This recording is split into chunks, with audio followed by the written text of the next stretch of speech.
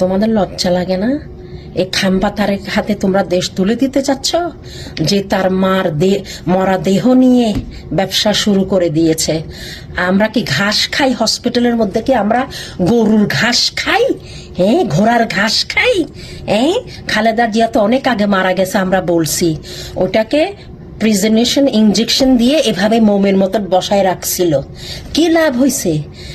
কখন যে মারা গেছে, এই মরদেহ নিয়ে তোমরা ব্যবসা শুরু করে দিছো। এটা গুনাহ হবে না? এটা গুনাহ হবে না? তোমরা গুনার কাজ করো নাই?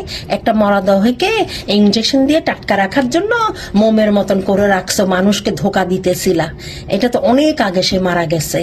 এখন তো ইনজেকশন বাইর হইছে, এখন তো মাটির ভিতরেও দিতে হয় না। এখানে যাদের পয়সা আছে ওরা ডুমের ভিতরে রেখে ইনজেকশন দিয়ে একদম জিন্দা লাশ মনে করবে কি সে শুয়ে আছে, পোকাও ধরবে না, পচবে না, বাস্ট হবে না।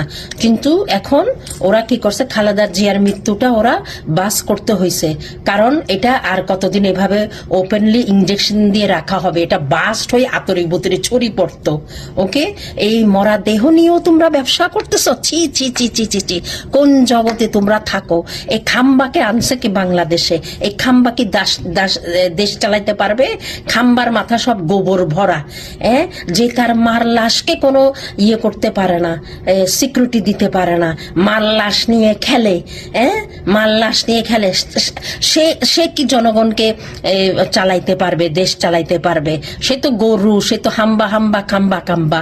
দূর দূর দূর, লন্ডনে যা, তোর হাতে লন্ডন ঝাড়ু দেওয়ার সময় আসছে। তুই কি বাংলাদেশে এখানে করিস?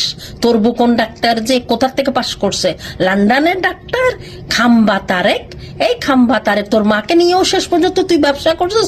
এটা তো আমরা অনেক আগে বলে দিছি, তোর মা মারা গেছে, তোর মা মারা গেছে, তোর মাকে ইনজেকশন দিয়ে তোরা মোম বানায় রাখছিস, এইভাবে স্ট্যাচু বানায় রাখছিস। আমরা কি হসপিটালে ঘাস খাই? আমরা কি ঘোড়ার নুন টুটুসি? খাম্বা কারেক, ওই খাম্বা তারেক তোর মতন মূর্খ নাকি আমরা? সুদের ফুত, দূর দূর দূর, তোর মার লাশ নিয়েও তুই খেলিস। দূর দূর দূর দূর দূর, তোরেও মোম বানায় রাখি দিব আমরা।